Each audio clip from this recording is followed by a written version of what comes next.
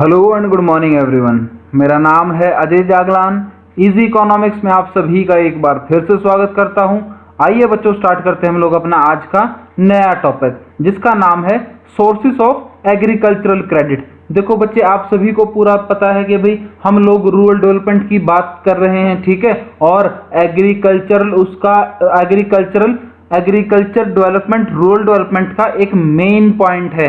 अगर एग्रीकल्चर के अंदर कोई डेवलपमेंट होता है तो रूरल डेवलपमेंट होता है बच्चे, ठीक है। ग्रामीण विकास के मायने काफी हद तक पूरे होते हैं। तो इसी कड़ी में हमें सीखना है बच्चे कि जो रूरल डेवलपमेंट है, जो एग्रीकल्चरल क्रेडिट की फैसिलिटी है, वो कैसे, उसके सोर्सेज कौन से हैं, कहाँ कहाँ से एग्रीकल्चरल के लिए पैसा आता है, ठीक है।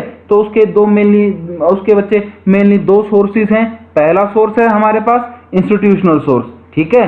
दूसरा सोर्स नॉन इंस्टीट्यूशनल सोर्स। बल्कि जो पहला सोर्स है हमारे पास, वो एक गवर्नमेंट का सोर्स है।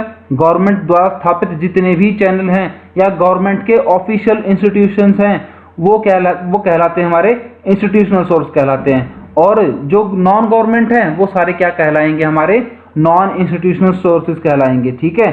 अब पढ़ लेते हैं इंस्टीट्यूशनल को। कहता है ये गवर्नमेंट के द्वारा एस्टेब्लिश किए जाते हैं, ठीक है।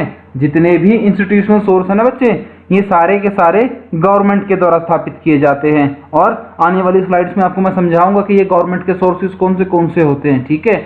और जितने भी इंस्टीट्यूशनल सोर्स हैं, इनको फॉर्मल सोर्स ऑफ क्रेडिट भी कहा जाता है, क्योंकि ये फॉर्मल चैनल अप्लाई करते हैं, फॉर्मल चैनल को फॉलो करते हैं जो गवर्नमेंट ने बनाया होता है, ठीक है। जो सरकार इनको चैनल बना के देती है ना, जो सिस्टम बना के देती है, उसी को ये लोग फॉलो करते हैं। और इसका मेन काम होता है कि लोगों को, जो फार्मर्स है, उनको सस्ती ब्याज दरों पे, चीप इंटरेस्ट रेट्स पे उनको क्रेडिट की फैसिलिटी प्रोवाइड की जाए। जबकि नॉन इंस्टीट्यूशनल, यहाँ पर एक ट्रेडिशनल सोर्स होता है और इसको इनफॉर्मल सोर्स ऑफ क्रेडिट भी कहा जाता है। और यहाँ पर रेट ऑफ इंटरेस्ट बहुत ज्यादा होता है, ठीक है बच्चे। अब हम लोग सीखते हैं इन इंस्टीट्यूशनल और नॉन इंस्टीट्यूशनल्स को सेपरेटली, और पूरा का पूरा ब्रीफ में समझते हैं इनको, ठीक है। तो सबसे पहले हम बात करेंगे non institutional source of credit की। कहता है यहाँ पर 4 टाइप के सोर्सेज हैं हमारे पास, जहां से किसानों को पैसा मिल सकता है, क्रेडिट की फैसिलिटी मिल सकती है। और गांव में सबसे ज्यादा बच्चे यही इस्तेमाल होते हैं, ठीक है।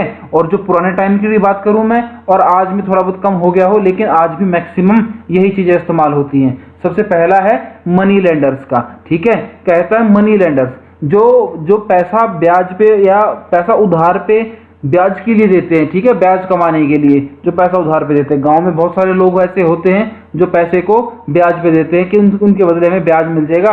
और वो क्या करते हैं बच्चे, कहता है famous source provide credit to all rural people. गांव में हर तरीके के इंसान को पैसा प्रोवाइड करते हैं ये मनी लेंडर्स, ठीक है।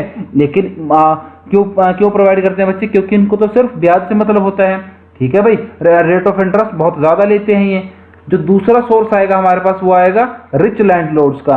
जो अमीर जमींदार होते हैं ना, जिनके पास जमीन के बड़े बड़े रकबे होते हैं, जो लैंडलॉर्ड, बड़े अच्छे खासे लैंडलॉर्ड होते हैं, वो क्या करते हैं, provide loan to small and marginal farmers.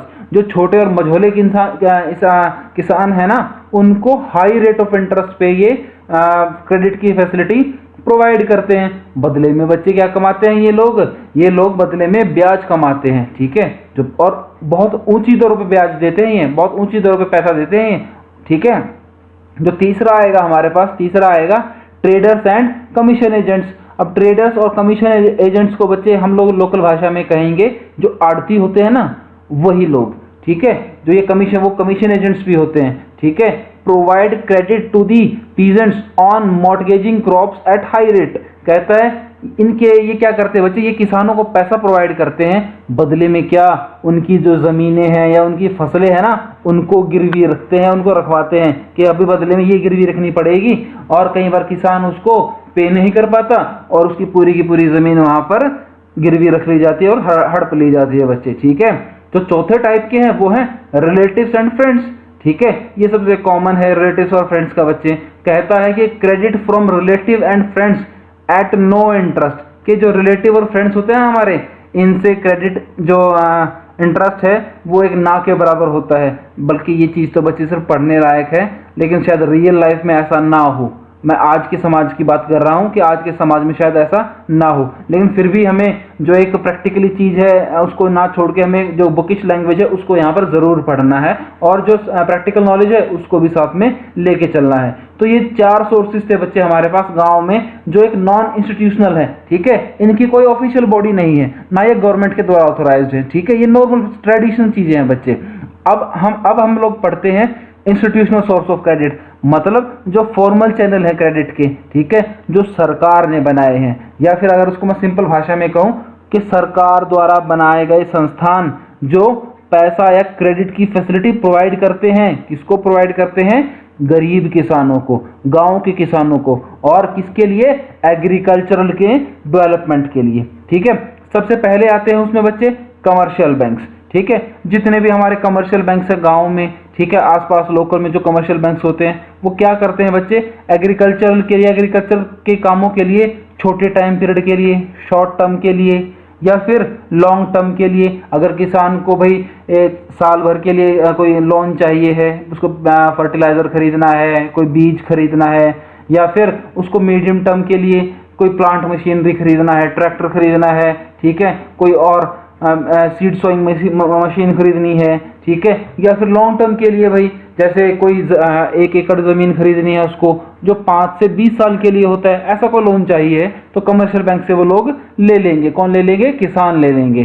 Second type में होता है रीजनल रूरल बैंक्स, जो रीजनल, देखो बच्चे, रीजनल मतलब किसी रीजन की बात की गई है, ठीक है। ये ऐसे बैंक होते हैं और ये वहां पर ओपन होते हैं बच्चे जहां पे कमर्शियल बैंक्स की, याद रखना, कमर्शियल बैंक्स की या फिर पूरे बैंकिंग सिस्टम की कोई फैसिलिटी प्रोवाइड नहीं होती, वहां पर ऐसे बैंक मेनली मिलते हैं। और इनका मेन मकसद क्या होता है बच्चे? इनका मेन मकसद होता है कि सस्ती ब्याज दरों पे छोटे किसान को क्रेडिट की फैसिलिटी प्रोवाइड की जाए। और याद रखना, ये मेनली होते हैं रिमोट एरियाज में। अब ये रिमोट एरियाज कौन से होते हैं बच्चे? रिमोट एरियाज होते हैं जैसे कोई पहाड़ों में, ठीक है, कोई दूर दराज के गांव में जहां पर कोई आसपास कोई बैंक नहीं है या फिर बैंक की कोई ऐसी सुविधा नहीं है, ठीक है, तो वहां पर ये सब ऐसे बैंक्स मिलते हैं, ठीक है। थर्ड टाइप के होते हैं हमारे पास कोऑपरेटिव सोसाइटी या फिर कोऑपरेटिव क्रेडिट सोसाइटीज। इनको कहा जाता है सहकारी समितियां, ठीक है, सहकारी समितियां, कोऑपरेटिव सोसाइटी मतलब समितियां, ठीक है।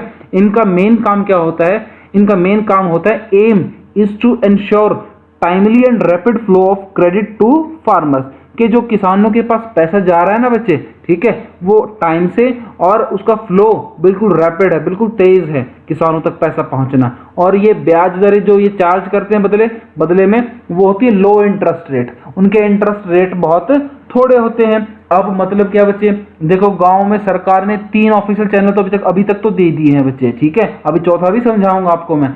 और हर एक में देखना कि सबके ब्याज दर कैसी होती हैं, गवर्नमेंट द्वारा ऑफिशियली ऑर्गेनाइज होती हैं, कि गवर्नमेंट उनको ऑर्गेनाइज करती है कि आप इतना चार्ज करेंगे, ठीक है। सरकार हर एक जगह का ध्यान रख रही है। कोऑपरेटिव नाम पे जो छोटी सोसाइटीज है उनका भी, ठीक है, कोई रिमोट एरियाज में जगह है उनका भी, जो लोकल एरिया में जगह है उनका भी, ठीक है।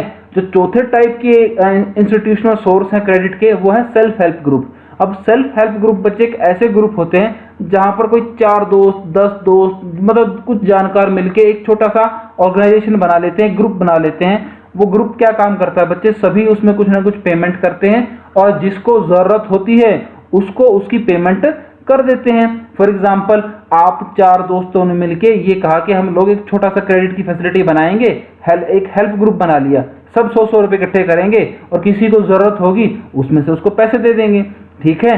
और ये क्या करते हैं बच्चे, ये रेट जो चार्ज करते हैं वो बहुत एक थोड़ा होता है, पर याद रखना ये help group, self help group कोई भी बना सकता है, लेकिन सरकार द्वारा मान्यता प्राप्त होता है बच्चे ये ग्रुप, इसलिए इंस्टीट्यूशनल सोर्स में आएगा, ठीक है। ये हम लोगों ने चारों सोर्स पढ़े हैं जो एक सरकार द्वारा ऑफिशियल चैनल है हमारे पास क्रेडिट फैसिलिटीज के, ठीक है। आज की वीडियो में इतना ही, आशा करता हूँ आपको पूरा स्ट्रक्चर क्लियर हुआ होगा। चैनल को सब्सक्राइब करना बिल्कुल ना भूलें बच्चे, लाइक शेयर कमेंट जरूर करें, अपने क्वेश्चंस कमेंट बॉक्स में जरूर पूछें। Thanks for listening, have a great day.